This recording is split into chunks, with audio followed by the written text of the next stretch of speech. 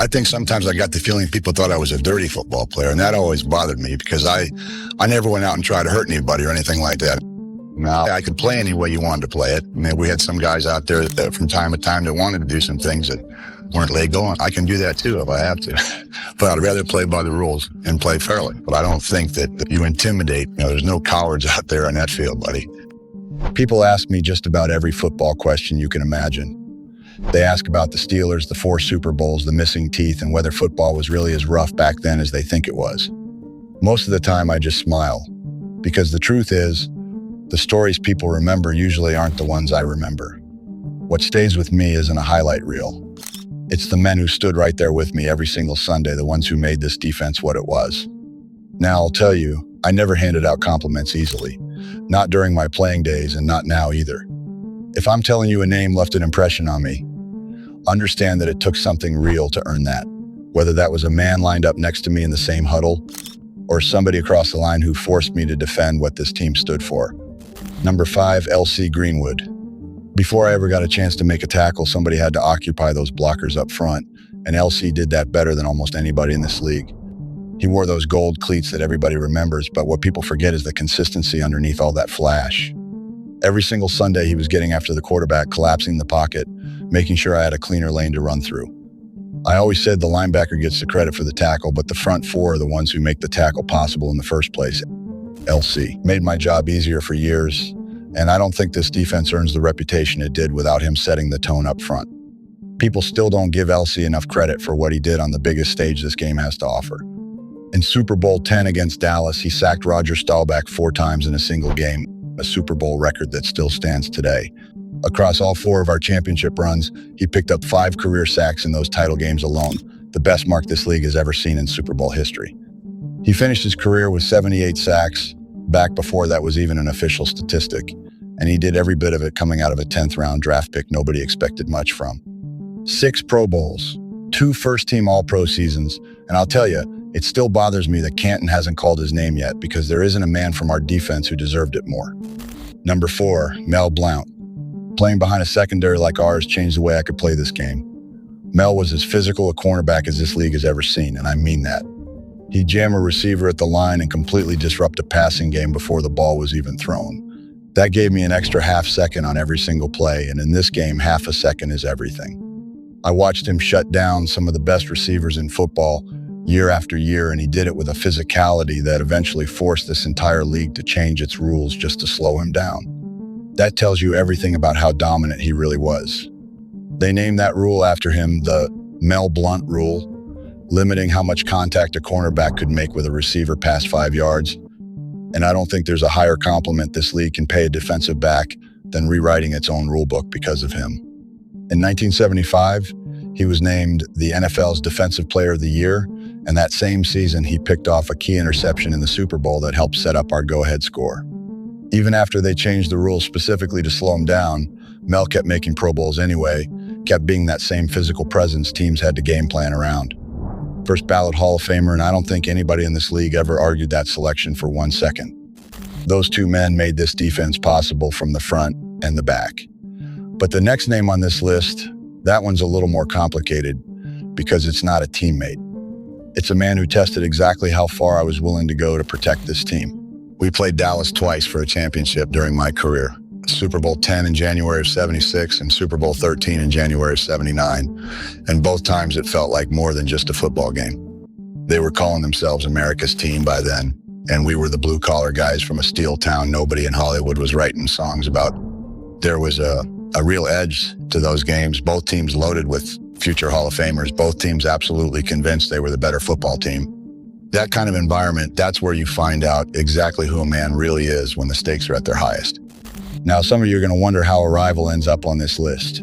Somebody who wasn't even wearing our uniform. I'll tell you straight, greatness doesn't always come wrapped in friendship. Sometimes it comes wrapped in something you have to answer for right there on the field. Number 3, Cliff Harris.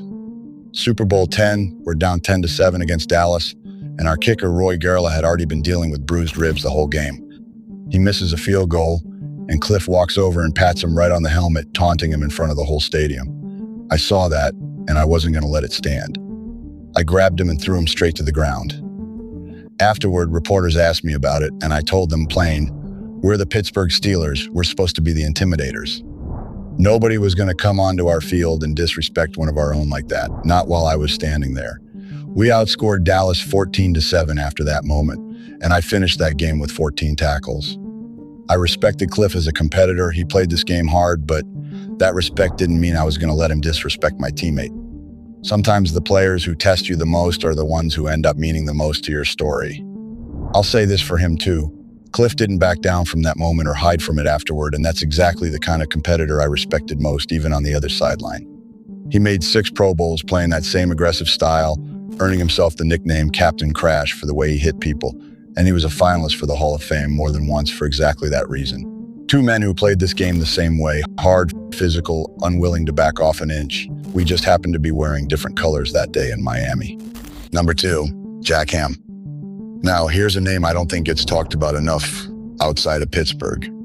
Jack played right alongside me for my entire career, and I've heard him say publicly that he considers me the greatest linebacker who ever played this game. I want you to understand something about that. Jack Ham is a Hall of Famer in his own right, a man who studied this game as seriously as anybody I ever played with. For a player of that caliber to say something like that about me, that's not something I take lightly. But I'll tell you the truth, I never could have done what I did without him lined up next to me. He covered ground I couldn't cover. He made reads I couldn't always see. And together, we gave this defense a completeness that most teams in this league never had at the linebacker position. Whatever people say about me, I always make sure they understand Jack Ham was right there the whole time. Jack made 8 straight Pro Bowls playing that outside linebacker spot, and he did it with a kind of quiet consistency that never got him the same headlines I got. There was a game in Kansas City back in '76 where our front 4 was so dominant that Jack barely got touched the entire first half. And that's the kind of defense we built together. One where every single piece made the others better. He went into the Hall of Fame in 1988, and I don't think there's a single man from that era who'd argue he didn't belong right there alongside the rest of us. Before I get to my last name, go ahead and put your guess down in the comments for who's coming in at number 1. And if you're new to this channel, hit that subscribe button, because there's plenty more of these stories still coming. This last name, we won 4 championships together, and I don't think either one of us gets there without the other. I've never been an easy man to satisfy, but this is the one relationship in my career I never had to question. Number 1, Terry Bradshaw. Terry took plenty of criticism early in his career, people questioning whether he had what it took to lead this team. I watched him prove every single one of those doubters wrong. Before Super Bowl 13, Dallas linebacker Thomas Henderson told the whole country that Terry couldn't spell cat if you spotted him the C and the A. Terry didn't say much back. He just went out and threw 17 for 30 and beat him on the field, letting his play do the talking the way he always did. That's the kind of quarterback I wanted leading this team. I played defense. I wasn't out there watching every throw he made, but I felt the confidence he gave this entire locker room. When Terry was under center, we believed we were going to win. And over 4 Super Bowls together, we usually did.